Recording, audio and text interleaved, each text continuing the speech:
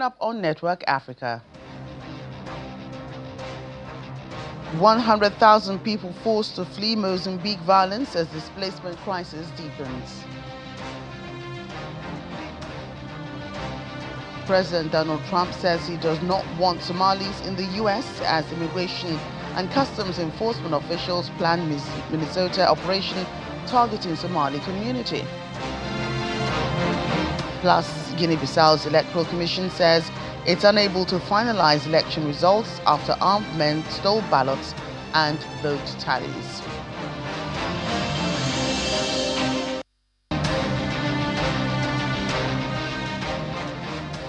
Welcome everyone. I'm Joke Rogers here in Lagos. Begin with the United Nations Refugee Agency, UNHCR, which needs close to $40 million next year to meet the rising needs in northern Mozambique, where close to 100,000 people have been forced to flee in recent weeks after armed groups stormed their villages, burning homes and attacking civilians. This year, funding stands at just over 50% of the required amount, forcing some people to return to unsafe areas owing to overcrowded shelters and the lack of response. In Nampula province, schools, churches, and open spaces are crowded with new arrivals. This is the fourth massive influx of displaced people in recent months, and it's putting pressure on already fragile host communities. In the meantime, South Africa's President Cyril Ramaphosa is on a two-day working trip to Maputo in the Republic of Mozambique for the fourth South Africa-Mozambique Binational Commission. Mozambique is South Africa's main trading partner on the African continent.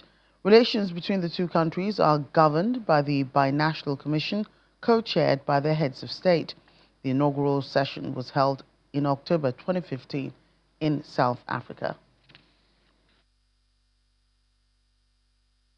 We agreed that we need to implement decisions and identify opportunities and explore investment avenues to the mutual benefit of our two countries. South Africa's development finance institutions, state-owned enterprises, and private companies stand ready to be our partners in the projects that we have identified. On the eve of the G20 Leaders Summit in Johannesburg last month, I met with the leadership of South African companies with significant investments and operations elsewhere on our continent, including here in Mozambique. They confirmed their unwavering commitment to Africa's growth and development. And this binational commission, including the discussions that you and I have had on the tete-a-tete basis, support these efforts.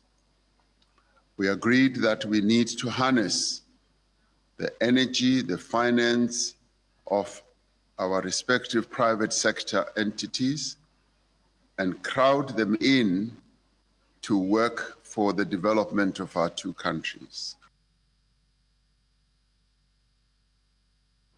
Elsewhere now, U.S. President Donald Trump says he does not want Somali immigrants in the United States. He told reporters that Somali nationals should go back to where they came from and that their country is no good for a reason.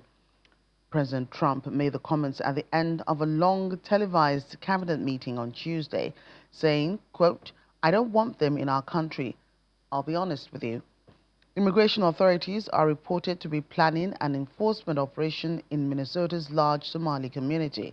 Officials in the state have condemned the plan, arguing it could unfairly sweep up American citizens who may appear to be from the East African nation. Minneapolis and St. Paul, which together are known as the Twin Cities, are home to one of the largest Somali communities in the world and the largest in the United States. In other news about Somalia, the United Nations support for the country's development received a boost over the weekend with a handover of a facility and equipment to one of its federal member states, Galmudug.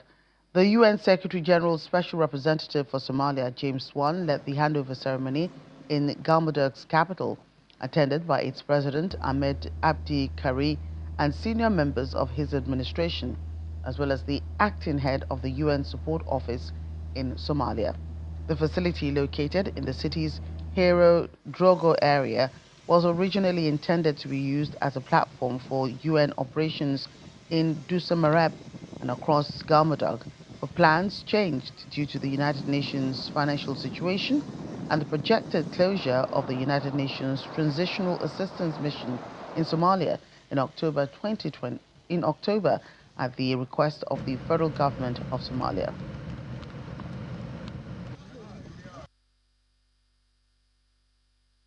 Well, usually the president is welcoming us. Let me this time also welcome the president and his team, his delegation, on behalf of the United Nations to premises that were constructed and equipped by the United Nations, and which today we will hand over to the government of Galmudug State. But we have had to change plans due to the United Nations financial situation and the projected closure of the United Nations Transitional Assistance Mission in Somalia in October 2026 at the request of the federal government of Somalia. While the United Nations will continue its engagement and programming in Galmudug based on available resources, this facility will now be transferred to the government of the state of Galmudug for its use. Let me assure you that the spirit of UN solidarity and support for the people of Galmudug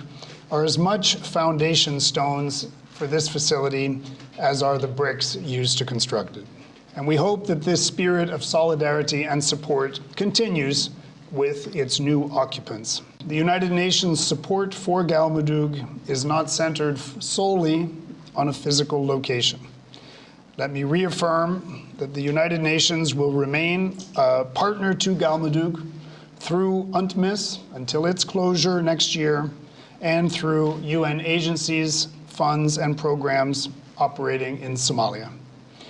We will continue our engagement and support to the people and government of Galmudug State as they pursue peace, stability, security, and development.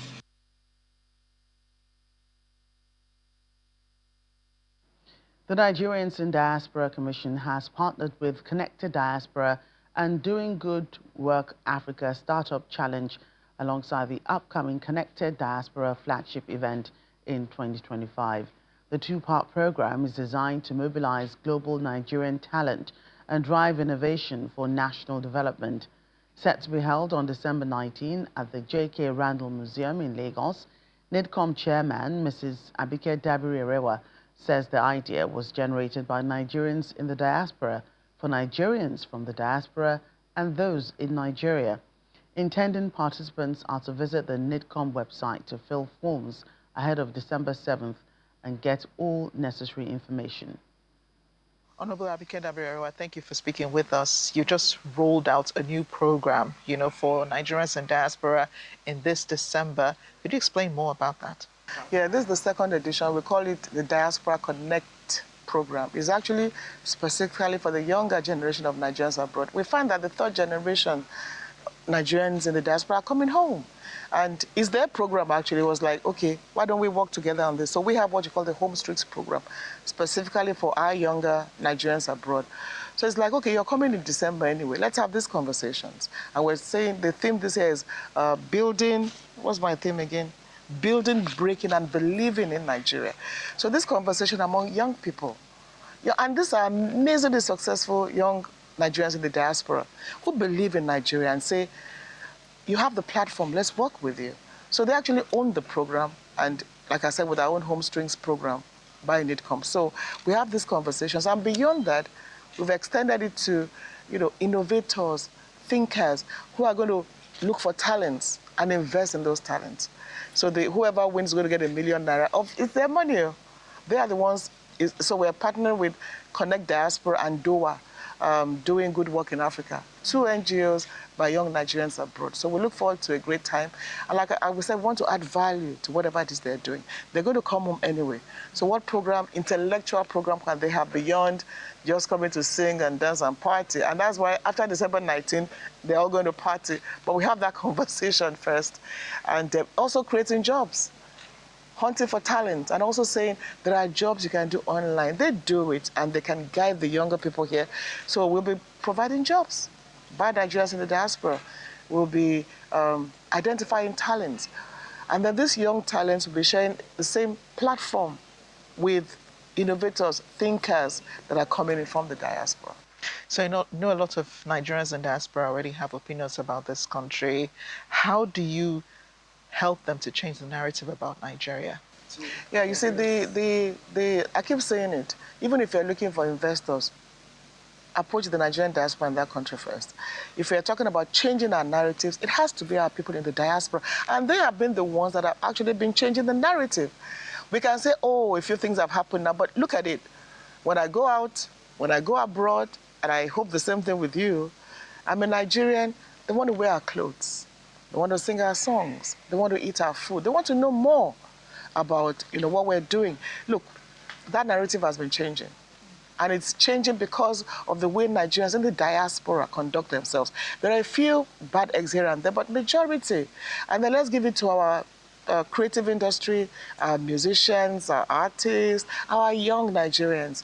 And you find that these artists sing in the Nigerian language that you find that foreigners are singing in those languages. So we're promoting our culture through our people abroad.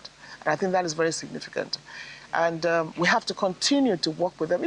We have challenges, no doubt, but who will solve the challenges but us? And that is why having these conversations and connections with these young Nigerians in the diaspora means so much to us at the Commission. And what is more exciting about it is that it's they that are actually pushing for it. And so we have to do this. It's our country.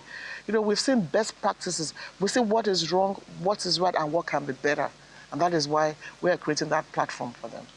So we really need to commend NIDCOM. I mean, you've kept the conversation going, with Nigerians in diaspora. You have the Diaspora Day every year, and now, adding this, to your collection. How do you keep the conversation going so that, it's not lost, from one Diaspora Day to another, and that, Nigerians are still interested in coming back to their country and still interested in investing and developing Nigeria? We have gone beyond conversations. So when you look at what we've done in the last 6 years, number one, nobody was talking about diaspora before.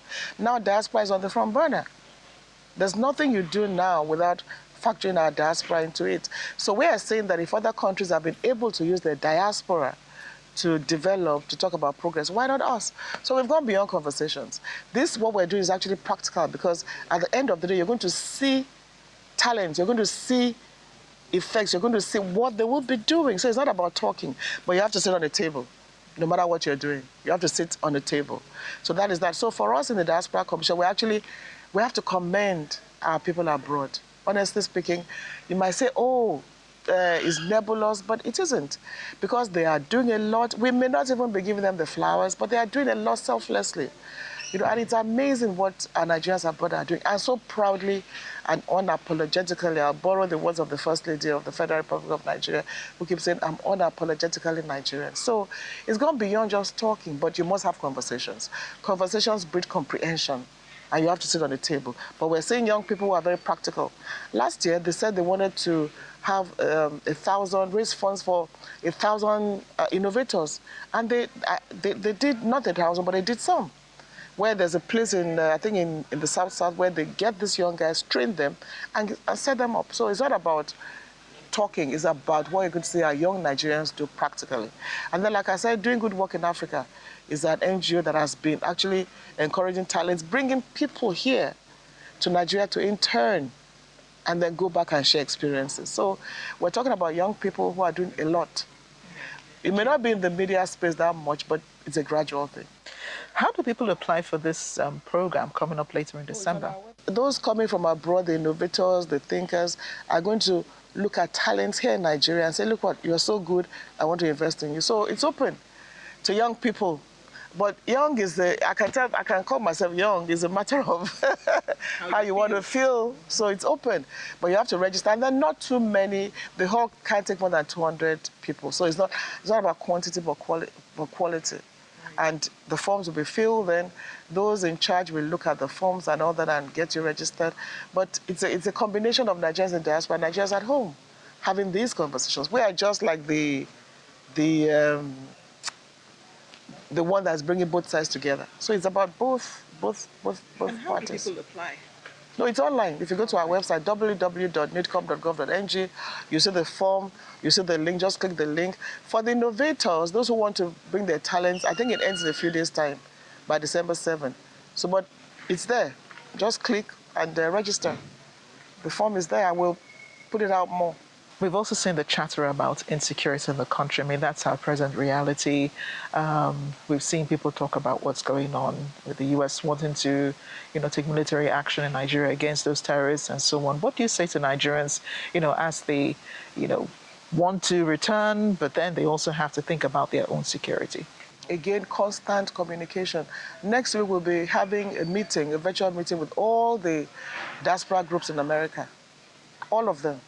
So we'll be coming on a virtual meeting and sharing our ideas and information. But they can see the way it has been handled so far, this issue of security and all that. You can see what President Bola Ahmed Tinubu has done. You can see the way it's been handled. And I say, honestly, so far, so good. But the most important thing is, what is the performance index?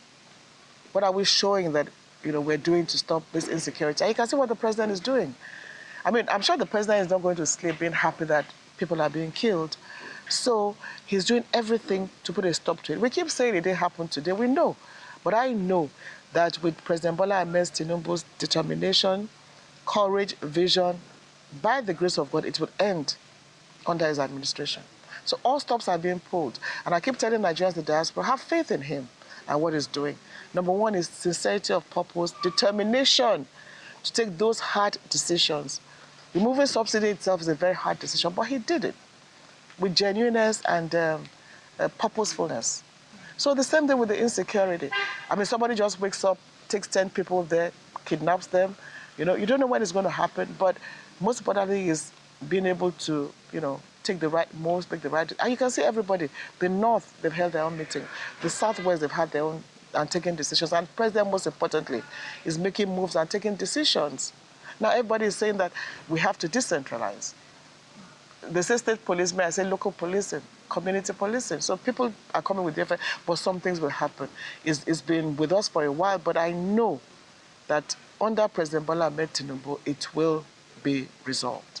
And what I tell my people, my brothers and sisters abroad is, don't let's be the first to condemn. Don't let's be the first to see no good, in our country. And I want to commend a lot of them who actually go out there and defend Nigeria. Forget about those few who, continue to say negative things no matter what. But I commend those majority that are always out there. They are not saying don't criticize. Criticize constructively, but moving forward, what do we do? And that's why we have these conversations with them, and we do pass them on. We do pass them on, and that's why we're having another virtual meeting with all the diaspora groups and associations in the US, and we hope that whatever comes out of it will relay back to the federal government of Nigeria. Finally, Dirty December is here. I know that more and more Nigerians will be coming in, and it seems like, Dirty December also attracts just foreigners, not even just Nigerians. As they come into the country, what guidelines do you have for them, in order to enjoy the season safely? Oh, we are also going to be collaborating with a group, 1st October. We're going to have a booth at the airport. You're going to see NIDCOM stand there for Nigerians in diaspora coming. You need direction, you need guidance. We're going to provide it for you, working with this private sector. So there's going to be something at the airport to guide you, to direct you, just in case you want to ask questions. So we're doing that this December with 1st October. So that is that. And then, too, we are there for you.